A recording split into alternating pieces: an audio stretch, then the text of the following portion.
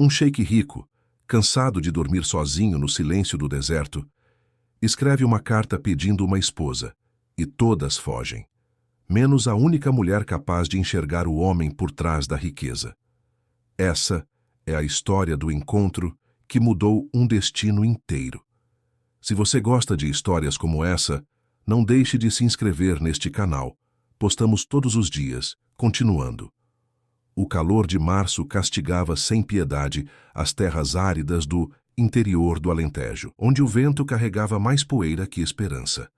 Rafael Mendonça acordou mais uma vez com o som do silêncio que há anos se tornara sua única companhia.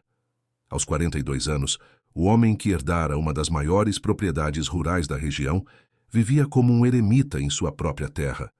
A fazenda Santa Helena se estendia por milhares de hectares, mas a solidão dentro da casa grande parecia maior que toda aquela imensidão. Não se via como fazendeiro rico, muito menos como o homem influente que todos na cidade respeitavam e temiam. Para Rafael, a fortuna herdada do avô era apenas o peso de uma responsabilidade que ninguém mais carregava. Preferia viver na casa simples que construíra com as próprias mãos nos fundos da propriedade, longe do casarão colonial, onde ecoavam memórias de uma família que já não existia. Ali, cercado por caatinga, açudes secos e o canto melancólico do bem-te-vi, passava os dias cuidando do gado, consertando cercas e tentando manter viva uma terra que o tempo insistia em castigar. Depois de anos convivendo apenas com vaqueiros que vinham de manhã e partiam ao entardecer, Rafael tomou uma decisão que, para muitos, pareceria insensata. Numa noite de insônia, quando nem mesmo a cachaça conseguiu aplacar a angústia, abriu o notebook empoeirado e acessou um site de relacionamentos voltado para pessoas do interior. Não prometeu luxo, nem ostentação, nem facilidades urbanas. Em seu perfil, ofereceu apenas honestidade, trabalho árduo, vida simples, proteção, lealdade e a esperança de compartilhar os dias com alguém que não tivesse medo da vastidão ou das noites de vento uivante. As primeiras respostas foram um desastre. A primeira candidata, uma professora de Lisboa, fugiu ao ver a rusticidade do lugar. Durou apenas algumas horas quando descobriu que a casa não tinha ar-condicionado, apenas ventiladores de teto e que o banheiro ficava no quintal. A segunda, uma comerciante do Porto, chorou na primeira noite ao ouvir o uivo dos cães selvagens e dos gatos do mato que rondavam a propriedade. Implorou para voltar à cidade ainda de madrugada.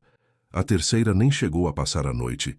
Ao saber que não havia sinal de internet nem delivery de comida, pediu um táxi e partiu antes do jantar.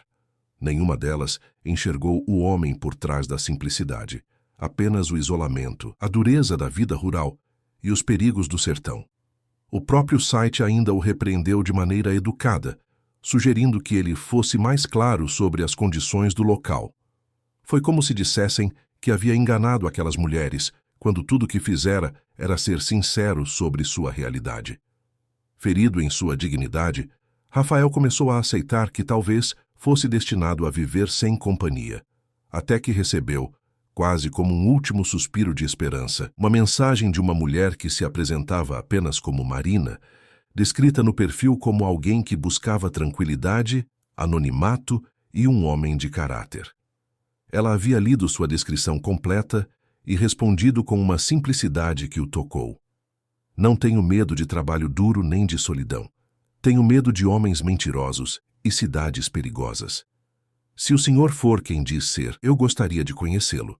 Rafael aceitou sem grandes expectativas, talvez só pelo instinto de que aquela seria a última chance antes de desistir de vez.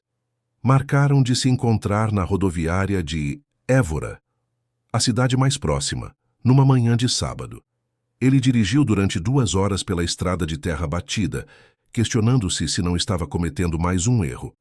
Quando a viu descendo do ônibus que vinha da capital, Rafael percebeu algo que jamais vira antes. Marina não usava salto alto nem vestido delicado. Vestia calça jeans desbotada, camisa xadrez amarrada na cintura e botas de couro gastas pelo uso. O cabelo castanho estava preso num rabo de cavalo simples, e ela carregava apenas uma mala de viagem antiga e uma bolsa de lona. Mas eram seus olhos que chamavam a atenção. Castanhos profundos que pareciam atravessar não só os arredores, mas também sua alma. Observava tudo com a precisão de quem conhece o mundo. Avaliava o movimento das pessoas, identificava os tipos de veículos, mede as distâncias pela cor do asfalto. "Rafael?", perguntou ela, aproximando-se com passos firmes. A voz era serena, mas havia uma força contida ali. "Marina." Ele estendeu a mão, surpreso pela firmeza do aperto dela. A viagem foi tranquila. 11 horas de ônibus. Já vivi coisa pior. A resposta veio sem drama, apenas como constatação de fato. Durante o trajeto de volta à fazenda, ela não demonstrou surpresa com a estrada de terra nem com a paisagem árida. Fazia perguntas diretas sobre a propriedade. Quantas cabeças de gado? De onde vinha a água? Que tipo de plantação resistia à seca? Se havia problemas com invasores ou animais selvagens? Rafael respondeu com a mesma honestidade que guiara sua mensagem no site. "Tem água encanada?", perguntou ela quando avistaram a casa. "Tenho poço artesiano. Às vezes falta energia. Aí uso o motor a diesel. Internet? Apenas via rádio. É lenta, mas funciona. Vizinhos próximos? A propriedade mais próxima fica a 15 quilômetros, cidade a 50. Marina assentiu, como quem fazia cálculos mentais. "E o que o senhor espera de uma mulher aqui?" A pergunta o pegou desprevenido. "Companhia? Parceria? Alguém que entenda que esta vida não é fácil, mas pode ser boa. E o que não espera? Reclamações sobre o que não posso oferecer. Drama desnecessário. Mentiras." Ela sorriu pela primeira vez desde que se conheceram. "Perfeito. Porque eu não tenho paciência para homem mimado, nem para a vida de fingimento." Ao chegarem à casa, Marina não demonstrou horror nem decepção. Examinou a construção de tijolos e madeira como quem observa um campo de batalha e reconhece seus pontos fortes e fracos. Elogiou a solidez das paredes, a altura do teto que permitia a circulação de ar, a posição estratégica que oferecia visão ampla dos arredores. Dentro da casa, avaliou a cozinha simples mas funcional, o quarto espaçoso com ventilador, o banheiro reformado com chuveiro elétrico. "O senhor construiu isto?", perguntou, tocando a parede onde se via o capricho no acabamento. "Eu e meu pai, antes dele morrer. Demora 3 anos para ficar pronta." Ficou boa, sólida. Ela abriu a mala ali mesmo, na sala, e começou a tirar roupas simples e práticas. "Posso usar este armário?" "Claro. Mas você não quer conhecer melhor o lugar antes?" Marina parou o que estava fazendo e o encarou. "Já conheci, Rafael. Vi um homem que trabalha com as próprias mãos, que não tem medo de viver longe do mundo, que foi honesto sobre sua vida desde o primeiro contato. O que mais eu preciso saber?" A naturalidade com que ela tratava a situação o desarvorava. Não havia romantismo forçado nem expectativas irreais. Era como se ela tivesse chegado para assumir um trabalho importante e estivesse avaliando as ferramentas disponíveis. "Você fugiu de alguma coisa?", perguntou ele, observando-a guardar as roupas no armário com movimentos precisos. "Fugi, sim." "Aí o senhor?" "Também." "Então estamos conversados." Naquela primeira tarde, ela ajudou a preparar o jantar como se já conhecesse a cozinha há anos. Sabia como lidar com fogão a gás, como temperar carne de sol, como fazer farofa sem deixar queimar. Conversaram sobre a terra, o clima, os desafios da seca, os planos para o próximo plantio. Havia uma atração silenciosa entre eles, não apenas física, mas feita de respeito e uma estranha sensação de reconhecimento mútuo. "Onde vou dormir?", perguntou ela quando anoiteceu. "No quarto. Eu durmo na rede da varanda." "Por quê?" "A cama é sua. Você é visita." Marina riu. "Rafael, eu não vim passar fim de semana. Se der certo entre a gente, vou morar aqui. Se não der, vou embora amanhã mesmo. Não faz sentido fingir que somos estranhos." Dormiram na mesma cama naquela noite, sem intimidade forçada, apenas um acordo tácito de confiança. Ela de um lado, ele do outro, com distância respeitosa, mas sem o constrangimento artificial que ele esperava. O som dos grilos e do vento nas árvores embalou o sono de ambos. Mas a noite não terminou tranquila. Por volta das 3 da madrugada, um barulho estranho no quintal acordou Rafael. Era um arranhar persistente na porta dos fundos, acompanhado de rosnados baixos. Jaguatirica faminta, certamente. Pegou a espingarda calibre 12 e se preparou para sair, certo de que Marina estaria apavorada. Em vez disso, encontrou-a já de pé, alerta, segurando um revólver que tirara de dentro da mala. "Quantos?" sussurrou ela. "Pelo som. Apenas um jaguatirica. Deve estar faminta por causa da seca. Vou pela lateral. Você vai pela frente?" Rafael a encarou, surpreso. "Você sabe atirar?" "Sei. De verdade?" "De verdade." Juntos, defenderam a casa sob o luar. Marina se moveu pela propriedade com a segurança de quem já havia enfrentado perigos maiores, posicionando-se estrategicamente enquanto Rafael abria a porta principal para avaliar a situação. O felino estava na área dos fundos, tentando chegar ao galinheiro. Ela deu um tiro de advertência para o alto e o animal fugiu imediatamente, sem necessidade de violência maior. "De onde você tirou este revólver?" perguntou Rafael quando voltaram para dentro. "É registrado. Tem o porte de arma." "Por que uma mulher como você precisa de arma?" Marina guardou o revólver na gaveta da cômoda com a mesma naturalidade com que guardara as roupas. "Porque o mundo não é lugar seguro para a mulher desprotegida. Aprendi isso cedo. Ficaram acordados até o amanhecer, conversando na varanda. Ela contou que nascera no mor interior do Algarve, filha de mãe solteira que morreu quando ela tinha 16 anos. O padrasto rico, que assumiu a guarda, tentou transformá-la em propriedade particular.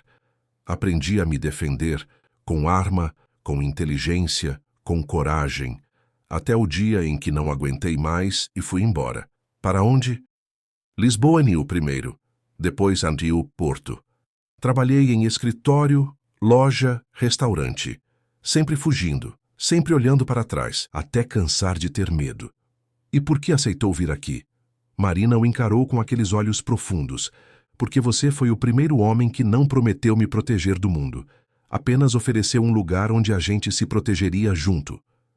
Na manhã seguinte, Rafael acordou esperando encontrar a casa vazia, como havia acontecido com as outras.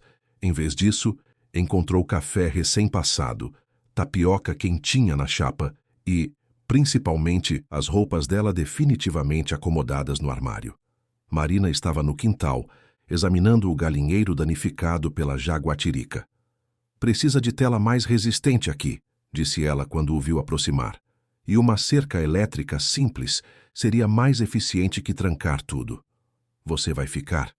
Ela parou o que estava fazendo e o encarou. "Outras mulheres viram pobreza e perigo. Eu vejo um homem que sabe proteger o que é seu, que enfrenta a madrugada sem hesitar, que não mentiu sobre quem é.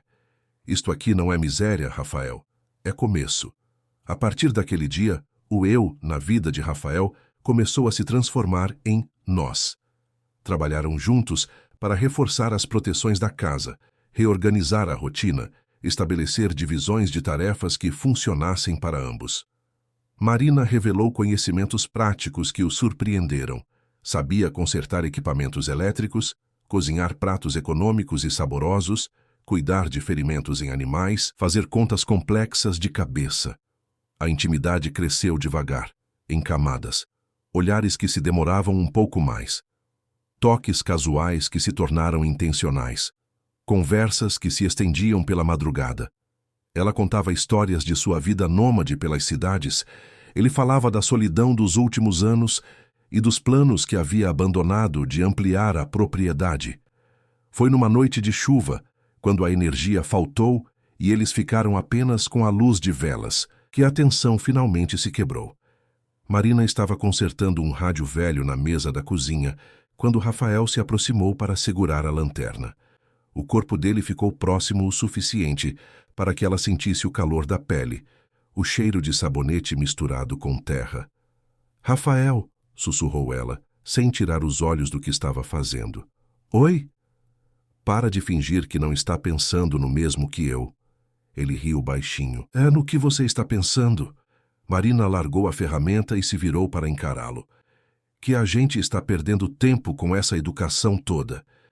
Não houve mais hesitação. Rafael a beijou ali mesmo, na cozinha iluminada por velas, com a chuva tamborilando no telhado e o vento balançando as cortinas. Foi um beijo de fome contida, de solidão compartilhada, de duas pessoas que finalmente haviam encontrado em quem confiar. Fizeram amor naquela noite com a intensidade de quem havia esperado a vida toda por aquele momento. Não apenas com paixão, mas com a vulnerabilidade de duas almas castigadas pela vida que finalmente se permitiam ser felizes. Pela manhã, acordaram entrelaçados, e Rafael percebeu que não sentia aquela paz há mais de uma década. Marina traçava círculos distraídos no peito dele, enquanto o sol entrava pela janela. "O que vai acontecer agora?" perguntou ele. "Agora a gente vive", respondeu ela, simples assim. E pela primeira vez em anos, Rafael acreditou que isso fosse possível. Os meses seguintes trouxeram uma transformação que Rafael jamais imaginou possível. A fazenda Santa Helena, que por anos havia sido apenas um lugar de sobrevivência, começou a ganhar ares de lar verdadeiro. Marina não era apenas uma companheira, era uma parceira no sentido mais completo da palavra. Acordava antes dele para preparar o café, mas também para verificar as condições do gado e planejar as tarefas do dia. Cozinhava com maestria pratos que rendiam e sustentavam, mas também sabia manejar ferramentas e consertar o que se quebrava. "Nunca vi mulher trabalhar assim", comentou seu Benedito, o vaqueiro mais antigo da propriedade, numa manhã quando Marina ajudava a vacinar o gado. "Ela não tem medo de nada." Rafael sorriu, observando a mulher segurar com firmeza a cabeça de um bezerro enquanto ele aplicava a medicação. Era verdade. Marina enfrentava cada desafio da vida rural como se tivesse nascido ali. Não reclamava do calor escaldante nem da poeira que cobria tudo. Não se importava com a falta de salões de beleza ou shoppings. Parecia genuinamente satisfeita com aquela simplicidade. "Ela está fugindo de alguma coisa", disse seu Benedito numa dessas conversas. "A mulher da cidade não vem para o sertão por prazer." "Todos nós estamos fugindo de alguma coisa", respondeu Rafael. Mas a observação do vaqueiro plantou uma semente de inquietação. Era verdade que Marina falava pouco sobre seu passado. Contara sobre a morte da mãe e o padrasto problemático, mas sempre de forma vaga, como quem toca numa ferida que ainda dói. Rafael respeitava esse silêncio, mas à medida que os sentimentos se aprofundavam, a curiosidade também crescia. A oportunidade de entender melhor chegou numa tarde de tempestade, quando ficaram presos em casa, enquanto o vento derrubava galhos e a chuva alagava os caminhos. Marina estava organizando os poucos pertences pessoais que trouxera na mala, quando Rafael viu uma foto antiga cair no chão. "Quem é?" perguntou ele, recolhendo a imagem de uma mulher jovem e bonita ao lado de uma criança. Marina hesitou antes de responder. "Minha mãe. Eu tinha 8 anos nessa foto. Ela era muito bonita. Você puxou a ela. Era linda e ingênua", disse Marina, guardando a foto com cuidado excessivo. "Morreu por causa dessa ingenuidade." "Como assim?" Marina se sentou na beira da cama, as mãos entrelaçadas, o olhar perdido na janela onde a chuva escorria. "Minha mãe era empregada doméstica na casa de uma família rica em Faro. O dono da casa era casado, respeitado, importante na cidade. Também era um predador." Rafael se aproximou devagar, percebendo que Marina estava prestes a dividir algo que guardava há muito tempo. Ele abusou dela durante meses. Quando ela engravidou, prometeu que ia deixar a esposa e assumir o filho. Mentira, claro. Quando eu nasci, ele negou tudo. Minha mãe foi demitida, expulsa da cidade. Veio para o interior sem nada. E seu padrasto? Apareceu quando eu tinha 10 anos. Homem viúvo, dono de terras, bem visto na comunidade. Fingiu que queria ajudar minha mãe, uma mulher criando filha sozinha. No começo foi bom. Tínhamos casa decente, comida na mesa, eu pude estudar. Marina fez uma pausa longa, os punhos cerrados. Mas ele não queria uma família, queria propriedades. Minha mãe era a empregada que não custava salário. E eu? A voz dela quebrou ligeiramente. Eu era o prêmio que ele esperava receber quando ficasse mais velha. Rafael sentiu uma raiva surda subindo pelo peito. Ele tocou em você? Tentou. Muitas vezes, minha mãe sempre conseguia interromper, sempre arranjava desculpas para me proteger. Até que ela morreu. De quê? Oficialmente, ataque cardíaco. Ela tinha 38 anos, Rafael. Tinha 38 anos e estava morta de medo que ele fizesse comigo o que planejava fazer desde que cheguei na puberdade. A chuva continuava batendo na janela, mas o silêncio entre eles era mais pesado que qualquer tempestade. No dia do enterro, continuou Marina, ele deixou bem claro que eu agora era responsabilidade dele, que tinha 16 anos, era maior de idade para algumas coisas e que ele ia me ensinar a retribuir tudo o que havia feito pela nossa família. O que você fez? O que minha mãe me ensinou. Aprendi a atirar com uma espingarda velha que ela escondia no quarto. Aprendi a dormir com um olho aberto. Aprendi que homem poderoso acha que pode pegar o que quer. Marina se levantou e foi até a janela, de costas para Rafael.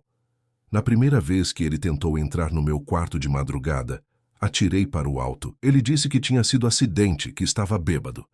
Na segunda vez, mirei no chão, bem perto dos pés dele. Aí ele parou um tempo. E depois? Depois ele mudou de tática, começou a me chantagear. Disse que se eu não fosse obediente, ia contar para todo mundo que minha mãe era prostituta, que eu era filha de prostituta, que ninguém na cidade ia me respeitar se eu não tivesse a proteção dele. Rafael sentiu vontade de socar alguma coisa. Durou até eu fazer 18 anos. No dia do meu aniversário, ele chegou em casa bêbado e decidiu que não ia esperar mais. Invadiu meu quarto de madrugada, me imobilizou na cama, disse que eu já tinha idade para cumprir as obrigações de uma mulher. Marina.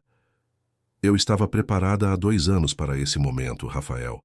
Tinha um revólver pequeno escondido debaixo do colchão. Quando ele rasgou minha camisola e tentou me forçar, acertei um tiro na coxa dele. O silêncio se estendeu entre eles, pesado como chumbo. Ele não morreu? Perguntou Rafael. Não, mas ficou com sequela. Manca até hoje. Inventei uma história para a polícia. Disse que tinha ouvido barulho, pensado que era ladrão, atirado no escuro. Ele estava bêbado demais para dar versão diferente que fosse convincente. E você saiu de casa. No dia seguinte, peguei o dinheiro que minha mãe havia escondido, algumas roupas, documentos e fui embora. Nunca mais voltei. Marina se virou para encarar Rafael. Por isso pergunto se você está fugindo de alguma coisa. Porque eu estou. Estou fugindo de um homem que ainda tem poder, ainda tem dinheiro, ainda tem influência. Se ele me achar, vai tentar terminar o que começou. Só que agora vai ser por vingança. Rafael se aproximou e a abraçou, sentindo o corpo dela tremer ligeiramente. Ele não vai te achar aqui, disse ele. Esse achar não vai te levar. Como pode ter certeza? Porque agora você não está sozinha, e porque eu também tenho algumas coisas para contar. Foi a vez de Rafael dividir seus fantasmas. Contou sobre o pai autoritário que o obrigou a estudar administração quando ele queria veterinária. Sobre a esposa que se casou com ele por interesse, interessada apenas na herança da família. Sobre os anos de casamento infeliz, onde ela vivia na capital gastando o dinheiro dele, enquanto ele cuidava sozinho da propriedade. Por que não se divorciou? Perguntou Marina. Tentei. Ela ameaçou ficar com metade de tudo, incluindo as terras que são da família há 3 gerações. Disse que ia arrumar jeito de me acusar de violência doméstica, conseguir advogados caros, destruir minha reputação. E o que aconteceu? Ela morreu num acidente de carro. Voltava de uma festa na capital, dirigindo bêbada. Bateu numa árvore na estrada. Rafael fez uma pausa. O peso da culpa ainda presente depois de todos aqueles anos. O pior é que, quando recebo a notícia, não senti tristeza, senti alívio, e isso me destruiu por muito tempo. Não tinha filho com ela? Ela não queria. Dizia que filho estragava o corpo, que ia atrapalhar a vida social dela na capital. Marina entrelaçou os dedos nos dele. Por isso você estava sozinho há tantos anos. Depois que ela morreu, tentei me relacionar com algumas mulheres da região, mas sempre tinha a sensação de que estavam interessadas na propriedade, no dinheiro, no status, nunca em mim. E por isso, resolveu procurar alguém de fora.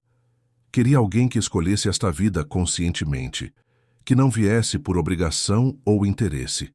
Marina o beijou devagar. Um beijo cheio de compreensão e aceitação. A gente é um par de refugiados mesmo, disse ela, sorrindo tristemente. É, mas agora somos refugiados juntos. A tempestade passou durante a noite, mas a intimidade que se criou entre eles se aprofundou ainda mais. Nos dias seguintes, trabalharam lado a lado com uma cumplicidade nova. Não era apenas atração física ou parceria prática. Era o reconhecimento mútuo de duas pessoas que haviam sobrevivido ao pior e encontrado um refúgio uma na outra. Marina começou a falar mais sobre seus planos para a propriedade. Tinha ideias interessantes sobre diversificar a produção, aproveitar melhor a água do poço artesiano, criar uma pequena horta para consumo próprio e venda na cidade.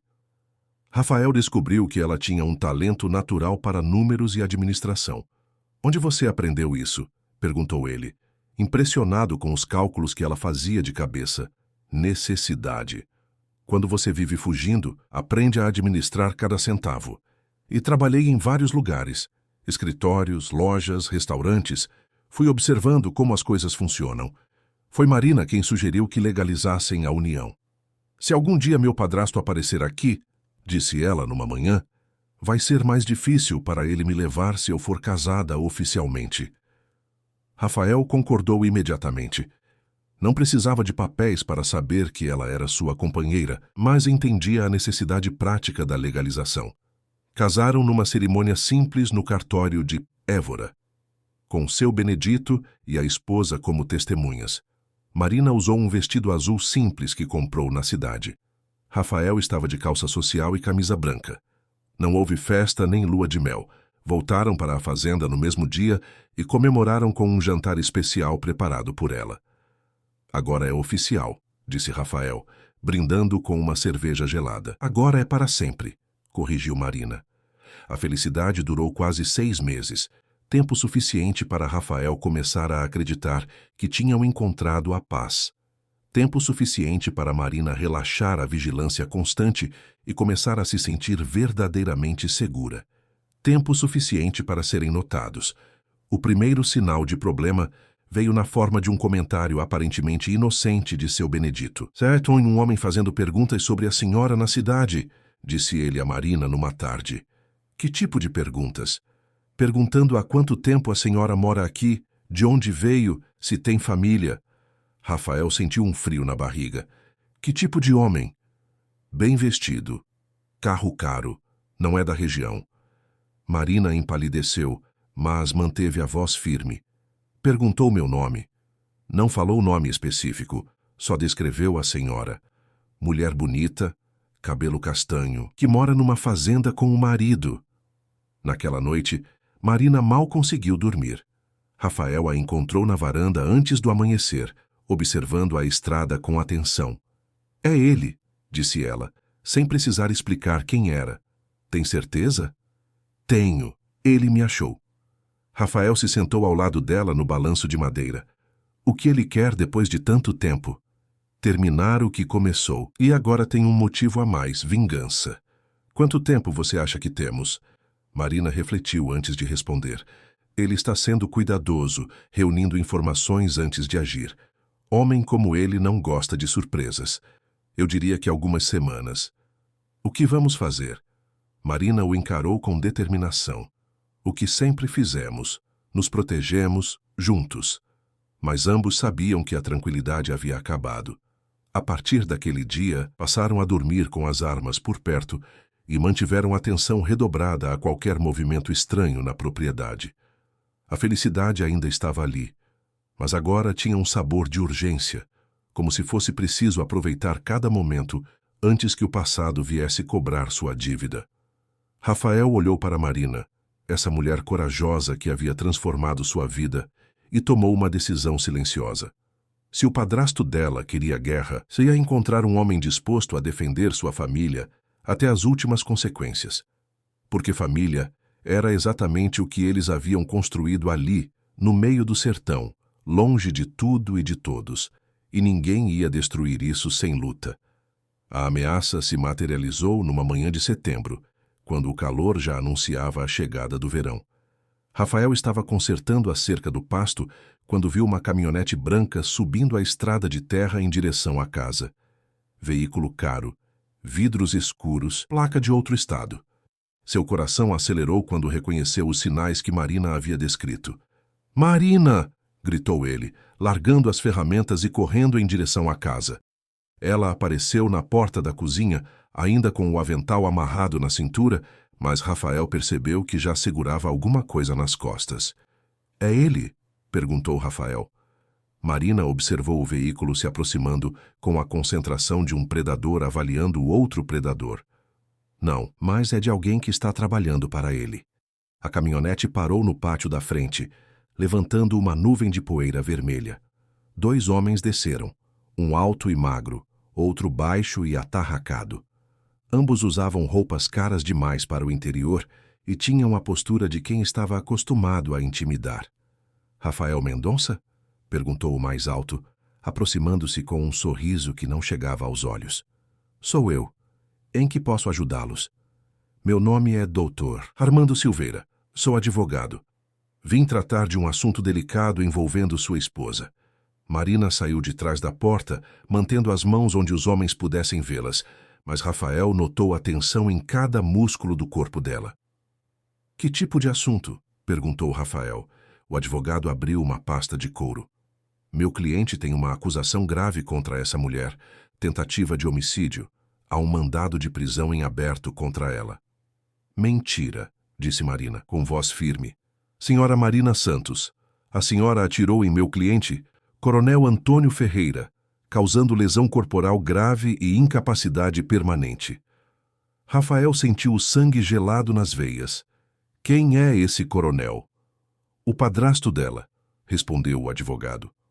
"Um homem respeitável que criou essa mulher desde criança e foi agredido covardemente quando tentava apenas conversar com ela sobre sua conduta inadequada." Marina deu uma risada amarga. "Conduta inadequada. É assim que vocês chamam tentativa de estupro agora?" O advogado ignorou o comentário. "Meu cliente está disposto a retirar a acusação mediante algumas condições." "Que condições?" perguntou Rafael, embora já soubesse que não ia gostar da resposta. "A senhora retorna com ele para o beiço Algarve, pede perdão publicamente pelo que fez e assume suas responsabilidades como filha adotiva." "Não vou a lugar nenhum", disse Marina. "Então teremos que cumprir o mandado de prisão." Foi quando Rafael percebeu que o segundo homem havia se posicionado estrategicamente para bloquear a saída lateral da propriedade. Não eram apenas advogados, eram capangas disfarçados. "Vocês não têm autorização para efetuar prisão aqui", disse Rafael. "Nem são policiais." "Somos cidadãos cumprindo um dever cívico", respondeu o advogado. "E temos toda a autorização legal." Marina deu um passo à frente. "Rafael, entra para casa. Não vou te deixar. Entra para casa." O tom dela não admitia discussão. Rafael obedeceu, mas ficou próximo à janela, de onde podia ouvir e agir se necessário. "Escutem bem, seus filhos da puta", disse Marina, e Rafael percebeu que ela havia tirado o revólver do esconderijo. "Vocês vieram aqui achando que iam levar uma mulher indefesa de volta para o açougueiro que os mandou. Estão muito enganados. A senhora está ameaçando oficiais da lei?" perguntou o advogado, mas Rafael notou o nervosismo na voz. "Estou avisando 2 criminosos que estão invadindo minha propriedade. Tenho o direito de me defender." "Sua propriedade?" riu o homem baixo. "Você não passa de uma prostituta que enganou um fazendeiro inocente." Foi o erro dele. Rafael saiu da casa com a espingarda em punho, furioso. "Repete isso", disse ele, com voz perigosamente baixa. "Rafael, não", pediu Marina. "É isso que eles querem. Te provocar para você fazer algo que possa usar contra nós depois." O advogado percebeu que a situação estava fugindo do controle. "Olha, não viemos aqui para briga. Viemos resolver uma questão legal." "Legal uma merda", disse Marina.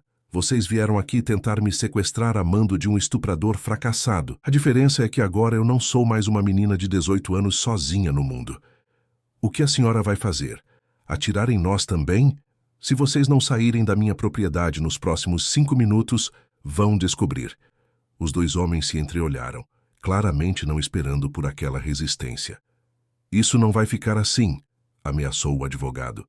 Vamos voltar com reforço. Voltem com o exército se quiserem, disse Rafael. A minha mulher não vai a lugar nenhum.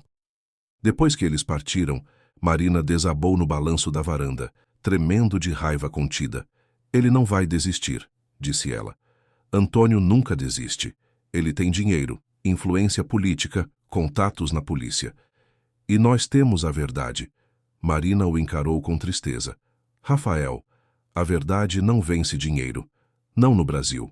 Não quando se trata de homem poderoso contra mulher pobre. Você não é mais pobre e não está mais sozinha. Não entende. Ele vai inventar qualquer coisa. Vai subornar quem for preciso. Vai fazer parecer que eu sou criminosa fugitiva e você é cúmplice. Rafael se sentou ao lado dela. Então, o que você quer fazer? Fugir de novo? Não sei. Talvez seja melhor, antes que ele destrua sua vida também. Marina, me escuta bem. Eu não vivi 42 anos esperando você aparecer para desistir agora. Se ele quer guerra, vamos dar guerra para ele. Como? Você não conhece o tipo de homem que ele é. E ele não conhece o tipo de homem que eu sou. Naquela noite, eles elaboraram um plano de defesa.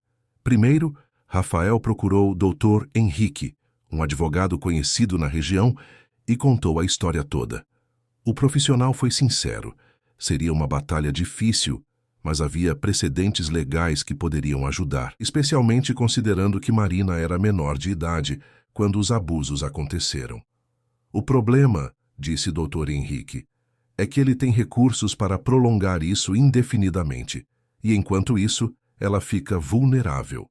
Segundo, Rafael procurou o delegado local, que conhecia desde criança. Explicou a situação e pediu proteção para Marina. Posso aumentar as rondas aqui perto, prometeu o delegado, mas se aparecer uma ordem de prisão federal, vou ter que cumprir. Terceiro, Rafael conversou com os vizinhos e funcionários, contando uma versão resumida da história. Queria que todos soubessem que Marina estava sendo perseguida por um homem poderoso e que qualquer estranho fazendo perguntas sobre ela deveria ser comunicado imediatamente. Mas Antônio Ferreira não era homem de esperar. Na semana seguinte, os ataques começaram. Primeiro, foram sutis. Rafael descobriu que alguns fornecedores haviam cancelado contratos sem explicação. O gerente do banco ligou dizendo que havia problemas com a conta da fazenda e que seria necessário uma reunião urgente. O veterinário que atendia o gado parou de responder às chamadas. Ele está cortando nossos contatos, explicou Marina, isolando você socialmente e economicamente. É a tática padrão dele, como você sabe. Porque vi ele fazer isso com outros que o contrariaram. Antônio não usa apenas força bruta, usa o poder econômico como arma. Na segunda semana, os ataques ficaram mais diretos. Acordaram uma manhã e encontraram 3 cabeças de gado mortas no pasto, claramente envenenadas. Não havia sinais de luta. Alguém havia colocado veneno na água que os animais bebiam. Rafael ficou furioso. Isso é destruição de propriedade. Vou chamar a polícia. E vai dizer o quê? Que não tem prova de quem fez? Que suspeita de um coronel respeitado de outro estado? A perda financeira não era o pior. Era a mensagem. Antônio estava mostrando que podia chegar até eles quando quisesse. Na terceira semana, encontraram a cerca do pasto principal cortada e 8 cabeças de gado espalhadas pela estrada. Rafael teve que gastar um dia inteiro reunindo os animais, alguns dos quais se feriram ao fugir. Ele está escalando, disse Marina. Logo vai partir para algo mais direto. Foi seu Benedito quem trouxe a notícia mais preocupante. Patrão, tem gente na cidade falando que a Polícia Federal vai vir aqui fazer uma batida. Batida para quê? Falaram em drogas, contrabando, essas coisas, mas todo mundo sabe que é mentira. Rafael entendeu imediatamente. Antônio havia conseguido algum contato na Polícia Federal e inventado uma acusação para justificar uma busca na propriedade. Durante a operação, poderia descobrir provas plantadas ou simplesmente levar Marina sob qualquer pretexto. Quando? Perguntou Marina. Não sei. Só sei que o comentário está correndo. Naquela noite, Rafael tomou uma decisão. Você precisa sair daqui. Não vou correr de novo, Rafael. Não é correr. É tática. Se a Polícia Federal vier e não te encontrar, não podem fazer nada. E sem você aqui, ele perde o interesse na propriedade. E depois, vou me esconder pelo resto da vida? Não. Vamos dar um jeito de resolver isso. Mas primeiro, você precisa estar segura. Marina sabia que ele estava certo, mas a ideia de se separar novamente era insuportável. Para onde eu vou? Tenho uma prima em Dino Castelo Branco. Sítio pequeno, longe de tudo. Você fica lá até eu resolver isso. Como vai resolver? Rafael a encarou com determinação. Vou dar para o Antônio exatamente o que ele está dando para nós. Problema. Não quero que você se meta em confusão por minha causa. Marina, você é minha mulher. Sua causa é minha causa. Ela chorou naquela noite, as primeiras lágrimas que Rafael viu ela derramar desde que se conheceram. Não era medo, era raiva. Raiva de ter que fugir novamente quando finalmente havia encontrado um lugar para chamar de lar. Ele sempre vence, sussurrou ela contra o peito de Rafael. Sempre consegue destruir tudo que é bom na minha vida. Desta vez não, prometeu Rafael. Desta vez ele vai descobrir que mexeu com a pessoa errada. No dia seguinte, Marina partiu numa caminhonete velha, levando apenas roupas básicas e o dinheiro que tinham guardado. A despedida foi rápida e dolorosa. Ambos sabiam que não tinham ideia de quando se veriam novamente. Cuida bem de você, pediu ela.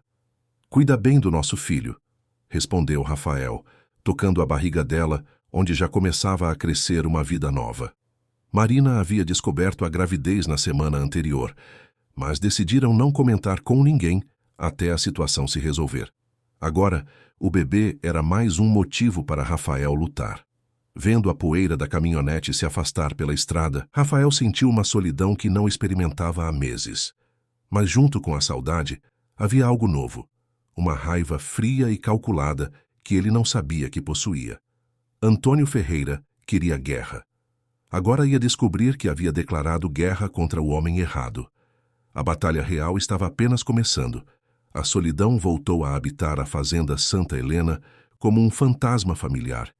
Mas agora era diferente. Não era mais a resignação melancólica dos anos passados. Era a tensão de um soldado em campo de batalha, sempre alerta, sempre esperando o próximo ataque. Rafael dormia com a espingarda ao lado da cama e acordava ao menor ruído estranho. Sem Marina por perto, cada sombra parecia ameaçadora. Cada veículo na estrada distante era um motivo de preocupação. Os ataques não pararam com a partida dela. Pelo contrário, se intensificaram. Na primeira semana sozinho, Rafael descobriu que 5 cabeças de gado haviam simplesmente desaparecido durante a noite. Não havia sinais de luta nem de arrombamento nas cercas. Alguém havia simplesmente aberto os portões e conduzido os animais para fora da propriedade. Era um roubo tecnicamente perfeito, impossível de provar. Foi obra profissional, confirmou seu Benedito. Gente que conhece gado, que sabe como mover os bichos sem deixar rastro. Quantos homens seriam necessários? Pelo menos 4, e conhecimento da propriedade. A conclusão era óbvia. Antônio havia contratado pessoas da região, possivelmente funcionários de outras fazendas que precisavam de dinheiro extra. A traição doía quase tanto quanto o prejuízo financeiro. Na segunda semana, o problema se agravou. Rafael acordou numa manhã e descobriu que alguém havia cortado os fios da cerca elétrica que protegia a plantação de milho. Durante a noite, uma manada de caprinos selvagens invadiu a área e destruiu completamente a lavoura que estava prestes a ser colhida. O prejuízo era calculado e devastador. Sem a venda do milho, Rafael não teria dinheiro para comprar ração durante a seca. Sem ração, teria que vender o gado a preço baixo. Era o início de um ciclo de empobrecimento forçado. Ele está tentando quebrar você financeiramente, disse Dr. Bonhenrique quando Rafael procurou o advogado para relatar os novos ataques. É uma tática comum. Se você não conseguir manter a propriedade, vai ser forçado a vendê-la. E adivinha quem vai aparecer com uma oferta de compra? Antônio. ou alguém representando ele, por um preço bem abaixo do valor real. E a polícia não pode fazer nada. Rafael, você tem que entender. Oficialmente, não há crime sendo cometido. Gado que some pode ter sido roubado por qualquer um. Cerca cortada pode ter sido vandalismo de menor. Plantação destruída por animais pode ser acidente. Mas eu sei que é ele. Saber e provar são coisas diferentes no tribunal. A terceira semana trouxe o golpe mais duro. Rafael voltava da cidade quando encontrou uma surpresa devastadora, uma ordem judicial de embargo da propriedade, alegando irregularidades ambientais. Segundo o documento, a fazenda Santa Helena estava operando sem licença ambiental adequada e causando danos a uma área de preservação permanente inexistente. Isso é ridículo, disse Rafael a Dr. Henrique. A fazenda tem todas as licenças. Meu avô já criava gado aqui quando meu pai era criança. É ridículo e falso, mas vai levar meses para contestar. E enquanto isso, você não pode vender gado, não pode plantar, não pode fazer qualquer atividade econômica. Ele conseguiu um juiz corrupto? Não necessariamente corrupto, talvez apenas mal informado por um relatório técnico encomendado. Antônio tem dinheiro para pagar os melhores advogados ambientais do país. O embargo era a jogada perfeita. Legal, aparentemente legítima e absolutamente destrutiva. Rafael estava impedido de trabalhar sua própria terra, mas continuava responsável pelos custos de manutenção, impostos e salários. Foi nesse momento de desespero que chegou a ligação de Marina. "Como você está?" perguntou ela, e Rafael percebeu pela voz que ela sabia da situação. "Sobrevivendo, e você?" "Enjoada, mas bem." "Rafael, preciso voltar." "Nem pense nisso, ainda é muito perigoso. Não posso deixar você enfrentar isso sozinho. Além do mais, tenho uma ideia." Marina contou que havia passado os dias pesquisando sobre Antônio na internet, usando conexões que fizera durante os anos em que viveu na cidade. Descobriu que o coronel tinha outros inimigos, políticos que ele havia traído, empresários que ele havia enganado, ex-funcionários que ele havia explorado. Ele não é invencível, Rafael. Tem pontos fracos, muitos pontos fracos. Que tipo de pontos fracos? Sonegação fiscal, trabalho escravo na fazenda dele, agressão contra funcionários. Tem pelo menos 3 processos trabalhistas que foram abafados com dinheiro. Como você descobriu isso? Uma ex-empregada doméstica dele mora aqui perto. Conversamos muito. Ela contou coisas que fariam qualquer promotor federal babar. Rafael sentiu uma centelha de esperança. O que você está pensando? Que se a gente não pode vencer ele na lei, a gente vence ele na opinião pública. E se conseguir evidências dos crimes dele, talvez a gente consiga reverter essa perseguição. Marina, isso é perigoso. Mais perigoso do que deixar ele destruir nossa vida. Ela estava certa. A estratégia defensiva não estava funcionando. Era hora de partir para o ataque. "O que você precisa que eu faça?" perguntou Rafael. "Aguenta mais algumas semanas aí. E se prepara, porque quando eu voltar, vamos dar o troco."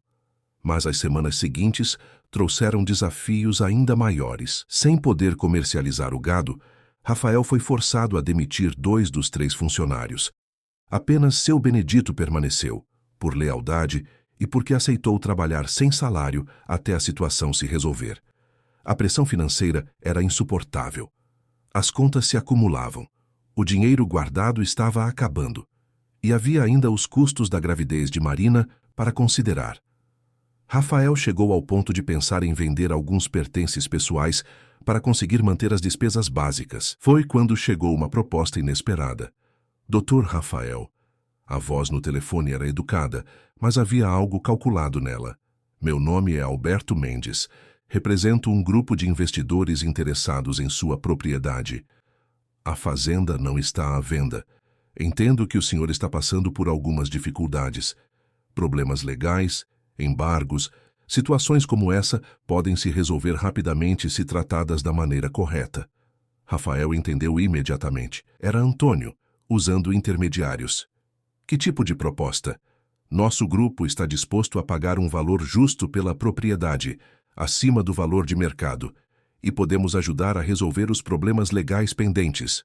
"Quanto?" O valor mencionado era realmente acima do mercado, mas Rafael sabia que era uma fração do que a terra realmente valia para quem entendesse suas potencialidades.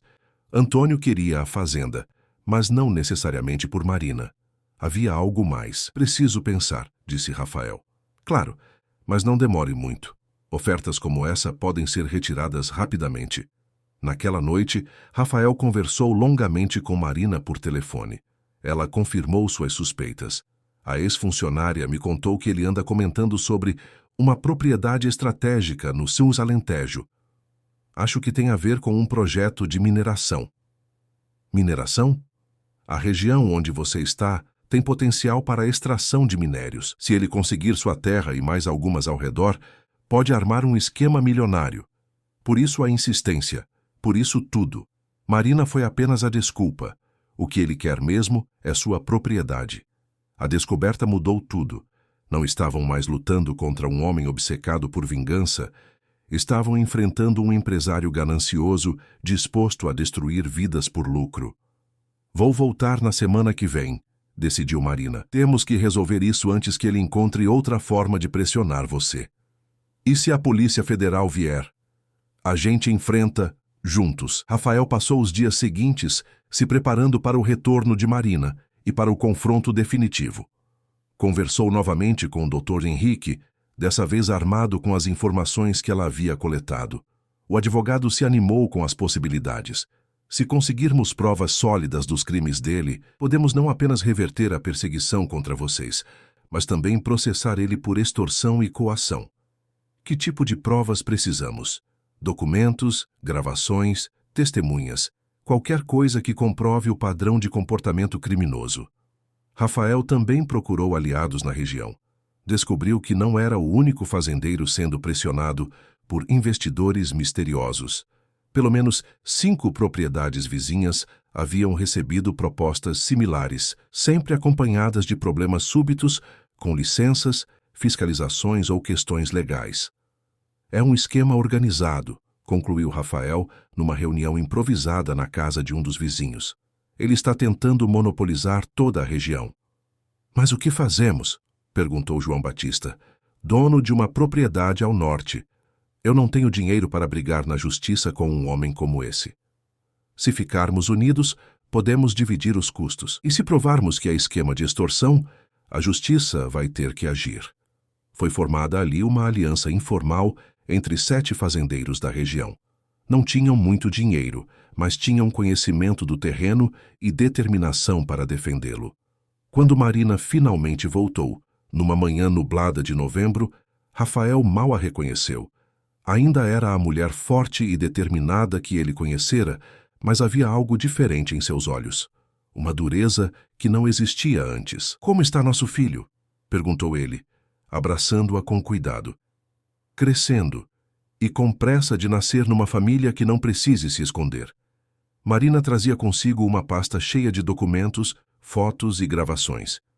Durante as semanas afastada, havia conseguido contato com jornalistas investigativos, promotores federais e representantes de ONGs de direitos humanos. "Antônio Ferreira é mais sujo do que imaginávamos", disse ela, espalhando os papéis sobre a mesa. Trabalho escravo, sonegação fiscal, agressão contra mulheres, corrupção ativa, a lista é longa. E isso resolve nosso problema? Resolve se conseguirmos provar que ele está usando os mesmos métodos criminosos contra nós. Extorsão, coação, falsificação de documentos. Como provamos? Marina sorriu pela primeira vez desde que chegara, fazendo ele se entregar, criando uma situação onde ele seja obrigado a agir de forma criminosa na frente de testemunhas. O plano que ela havia arquitetado era arriscado, mas engenhoso. Envolvia aceitar a proposta de compra da fazenda, marcar uma reunião para assinar os documentos, mas gravar tudo secretamente.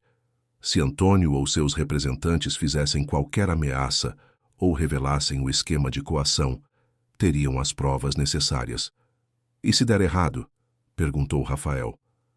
"Se der errado, a gente foge para bem longe e começa de novo. Mas pelo menos tenta. E se der certo? Se der certo, nosso filho nasce numa terra que é nossa por direito, e Antônio Ferreira finalmente paga pelas coisas que fez." Rafael olhou para a mulher que havia transformado sua vida, agora carregando o filho deles e disposta a lutar uma última batalha para proteger sua família. Sentiu uma mistura de orgulho, medo e determinação. Quando começamos? Amanhã. Vou ligar para o tal Alberto Mendes e dizer que você decidiu aceitar a proposta.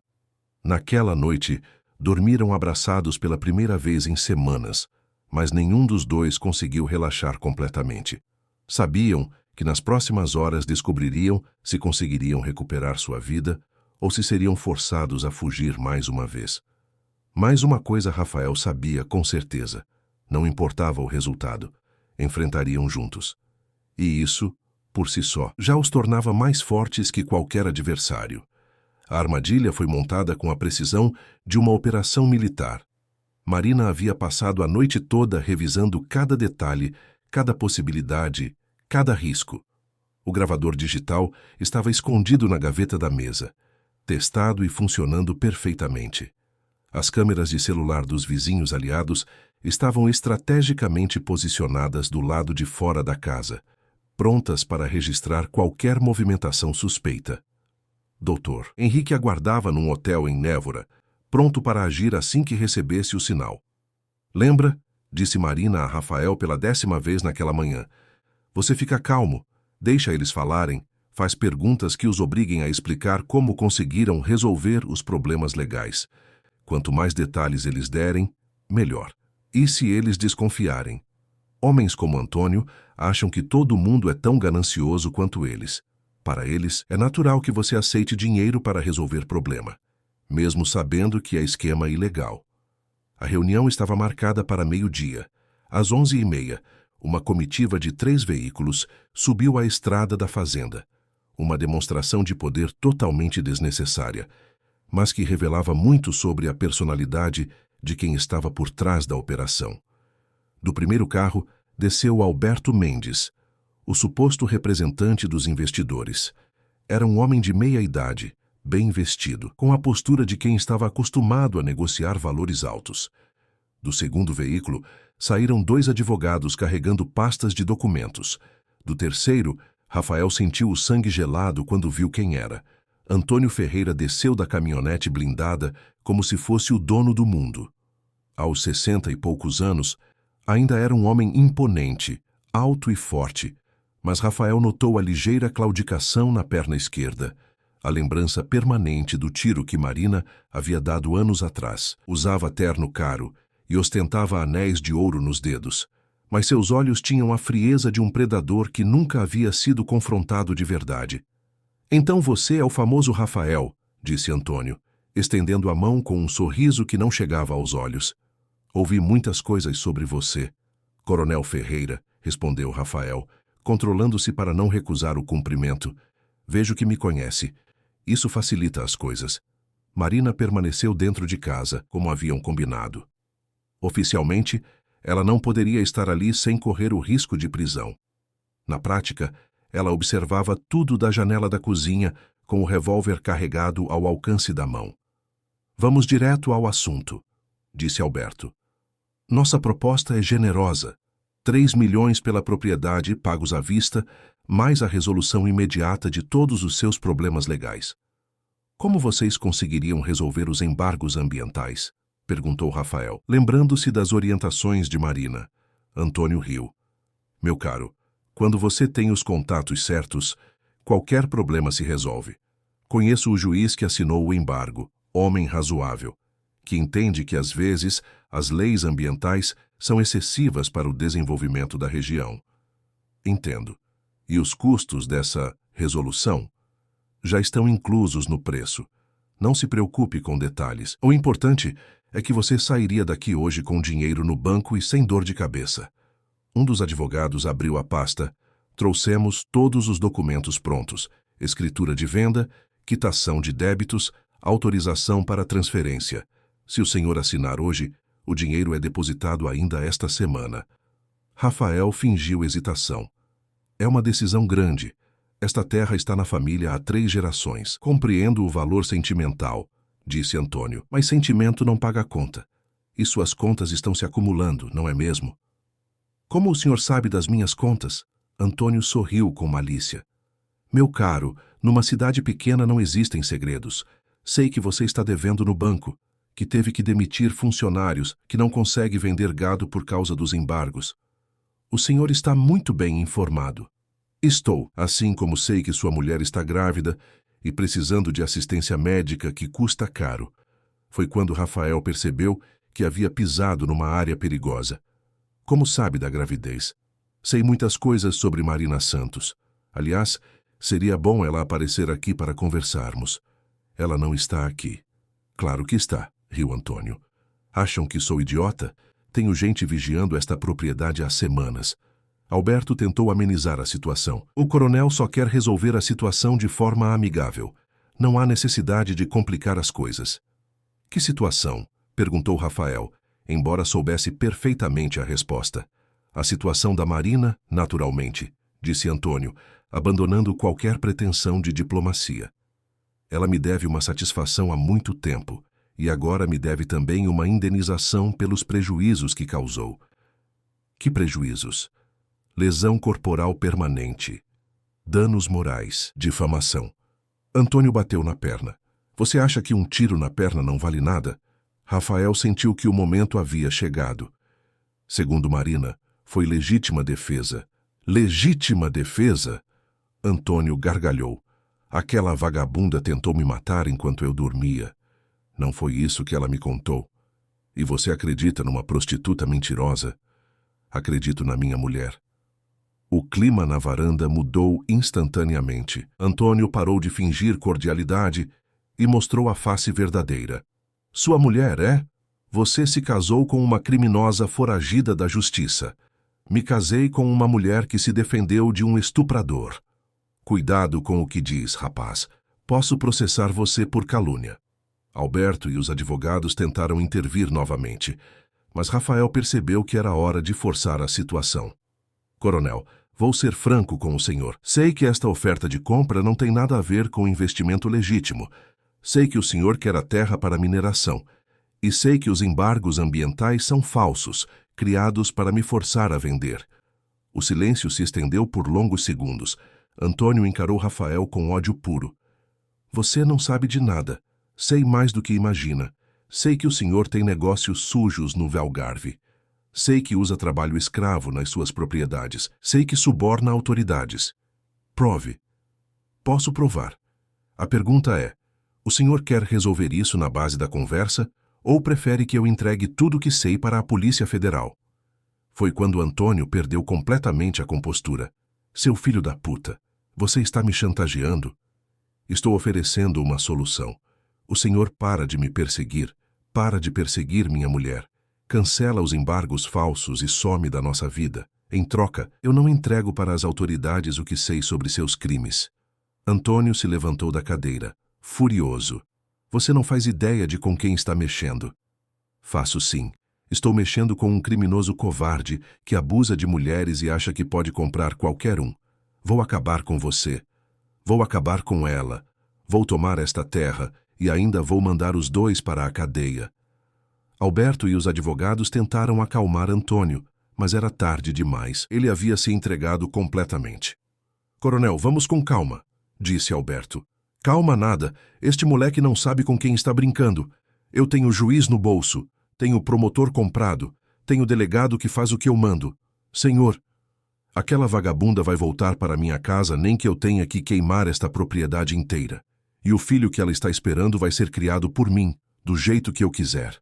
Foi a gota de água. Rafael se levantou, já preparado para partir para cima de Antônio, quando Marina apareceu na porta. Já chega, disse ela, segurando o revólver com ambas as mãos. Todos se viraram, surpresos. Antônio sorriu com malícia. Finalmente, resolveu aparecer. Estava com saudade, filhinha. Não sou sua filha. Nunca fui. Vai ser de novo. E agora vai ser a mãe do meu neto também. Marina apontou a arma diretamente para o peito dele. Cara de chegar 1 metro mais perto. Eu termino o que comecei há 8 anos. Você não tem coragem. Quer apostar? Alberto e os advogados já estavam recuando em direção aos carros, claramente arrependidos de ter se envolvido na situação. Marina, disse Rafael. Já temos o que precisávamos. Que diabos vocês têm? Perguntou Antônio. Rafael mostrou o gravador digital. Tudo gravado. Confissão de corrupção, ameaças, chantagem. Tudo o que precisamos para destruir você. A expressão de Antônio mudou de fúria para desespero em questão de segundos. Vocês não podem fazer isso. Já fizemos, disse Marina. E tem mais. Enquanto você estava aqui se entregando, a Polícia Federal estava recebendo uma denúncia anônima sobre trabalho escravo na sua fazenda no Algarve. Impossível. E o Ministério Público Federal está recebendo neste momento todas as evidências que coletamos sobre seus esquemas de corrupção. Antônio tentou avançar em direção a Rafael para pegar o gravador, mas Marina disparou um tiro de advertência para o alto. A próxima não é para o alto. Vocês estão cometendo um erro terrível, disse Antônio, mas já não havia convicção na voz. O erro foi seu, disse Rafael. Passou 8 anos perseguindo uma mulher que só queria viver em paz. Agora vai pagar por tudo que fez. Sirenes começaram a soar na distância. Rafael sorriu. A propósito, Dr. Zé Henrique estava ouvindo tudo por telefone. Ele chamou a polícia quando o senhor começou a fazer ameaças. 3 viaturas da Polícia Civil subiram a estrada da fazenda, seguidas por um carro do Ministério Público. Dr. Henrique desceu de um dos veículos carregando uma pasta cheia de documentos. Coronel Antônio Ferreira, disse o delegado, o senhor está preso por extorsão, coação e formação de quadrilha. Enquanto Antônio era algemado e levado, Alberto e os advogados tentavam se distanciar da situação, alegando que eram apenas representantes legais e não sabiam dos crimes. Vocês também estão envolvidos, disse o promotor público. Participação em esquema de extorsão. Vamos investigar cada documento que trouxeram aqui. Com Antônio finalmente neutralizado, Rafael e Marina abraçaram-se longamente na varanda da casa onde haviam construído seus sonhos. Acabou? Perguntou Marina. Acabou, confirmou Rafael. Nos meses seguintes, a vida na Fazenda Santa Helena floresceu como nunca antes. Os embargos falsos foram cancelados, o gado voltou a ser comercializado, a plantação foi retomada. Os vizinhos que haviam enfrentado pressões similares se uniram numa cooperativa que fortaleceu toda a região economicamente. Antônio foi condenado a 15 anos de prisão por múltiplos crimes. Suas propriedades foram confiscadas para pagamento de indenizações trabalhistas. O esquema de mineração ilegal foi desmantelado, beneficiando dezenas de famílias de pequenos proprietários. Marina deu à luz numa manhã de março, exatamente 1 ano depois de ter chegado pela primeira vez à fazenda. João Rafael nasceu forte e saudável, com os olhos castanhos da mãe e o sorriso determinado do pai. Como você sabia que ia dar certo? Perguntou Rafael, segurando o filho recém-nascido enquanto Marina descansava. Não sabia, respondeu ela, mas sabia que valia a pena tentar, porque finalmente havia encontrado algo pelo que valia a pena lutar. E o que era? Marina sorriu, tocando o rosto do marido. Uma família, um lar, um homem que não tinha medo de enfrentar o mundo por mim. 2 anos depois, quando a Casa Grande Colonial foi restaurada e transformada numa pousada rural que recebia turistas interessados na vida no campo, Rafael e Marina comemoraram o 2º aniversário de casamento numa festa que reuniu toda a comunidade local. Vocês são a prova de que o amor vence qualquer obstáculo, disse Padre João durante a renovação dos votos matrimoniais. Mas Rafael sabia que não havia sido apenas amor. Havia sido coragem, determinação, parceria verdadeira e a recusa absoluta de permitir que o medo governasse suas vidas. Marina, agora grávida do 2º filho, observava João Rafael brincando com as outras crianças no pátio da casa e sentia uma gratidão profunda por ter tido coragem de responder àquele anúncio simples de um fazendeiro solitário procurando companhia. No que você está pensando? Perguntou Rafael, aproximando-se por trás e envolvendo-a nos braços. Estou pensando que outras mulheres viram pobreza e perigo quando leram seu anúncio. Eu vi uma oportunidade. Oportunidade de quê? De encontrar um homem que não mentisse sobre quem era, que não prometesse o que não podia cumprir, que oferecesse parceria de verdade, não proteção falsa. Rafael a beijou devagar, ali no meio da festa, cercados por amigos e familiares, com o sol se pondo atrás das montanhas do interior alentejano. E encontrou. Marina sorriu, tocando a barriga onde crescia mais uma vida. Encontrei e construí com ele algo que jamais imaginei ser possível. Uma família de verdade, numa terra que é nossa, cercada por pessoas que nos respeitam e nos protegem. Naquela noite, depois que os convidados partiram e João Rafael dormia tranquilamente no berço, Rafael e Marina se sentaram na varanda olhando as estrelas que brilhavam no céu limpo do interior. "Tem algum arrependimento?" perguntou ele. "Só um", respondeu Marina. "Qual?" "De não ter atirado para matar quando tive a chance." Rafael riu, puxando-a para mais perto. "Minha guerreira." "Seu amor", corrigiu ela, e ali, no silêncio da noite sertaneja, cercados pela terra que haviam defendido juntos, pela família que haviam criado e pelo futuro que haviam conquistado com as próprias mãos, Rafael e Marina entenderam que algumas histórias de amor não começam com encontros casuais ou paixões súbitas. Algumas começam com duas pessoas feridas que decidem curar suas feridas juntas. Algumas começam com um anúncio honesto e uma resposta corajosa. Algumas começam no meio do nada e se transformam em tudo. A fazenda Santa Helena não era mais apenas terra herdada. Era lar construído, era família plantada, era amor que havia vencido o medo, a solidão e todos os fantasmas do passado. Era o lugar onde dois refugiados encontraram não apenas abrigo, mas a chance de serem felizes para sempre.